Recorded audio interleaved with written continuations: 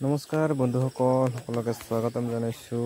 আৰু বহুত দিন হ'ল ভিডিঅ' দিব পৰা নাই, যিহেতু খেতিত ব্যস্ত হৈ থকা যায়। আৰু তিয়ঁহ খেতিৰ ভিডিঅ' এটা আপোনালোকক আগবঢ়াই দিছোঁ।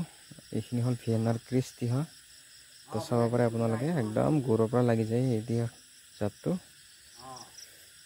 আজি ইয়াৰ অলপ পাতবিলাক চাফা কৰি দিয়া হৈছে আৰু বৰ্তমান ইয়াৰ পৰা বিক্ৰী কৰি থকা হৈছে, ছিঙি থকা হৈছে তিয়ঁহবিলাক।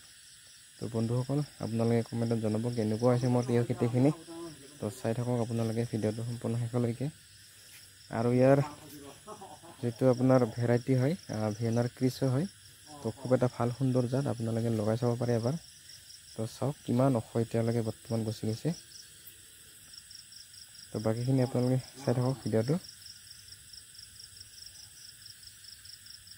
আৰু যদি ভিডিঅ'টো ভাল লাগে তেতিয়াহ'লে লাইক এটা কৰি দিব, শ্বেয়াৰ কৰি দিব, সকলো খেতিয়ক বন্ধুসকললৈকে পঠাই দিব এই ভিডিঅ'টো, যাতে সকলোৱে কৰিব পাৰে। আৰু বৰ্তমান তিয়ঁহ খেতিত মাৰ্কেট খুব বেছি ভালো নহয় বুলি ক'ব পাৰি, বেয়াও নহয় বুলি ক'ব পাৰি। 20 টকাৰ পৰা 22 টকাৰ ভিতৰত বা 25 টকাৰ ভিতৰত ইয়াৰ ৰেটটো পোৱা যায় বৰ্তমান মাৰ্কেটত।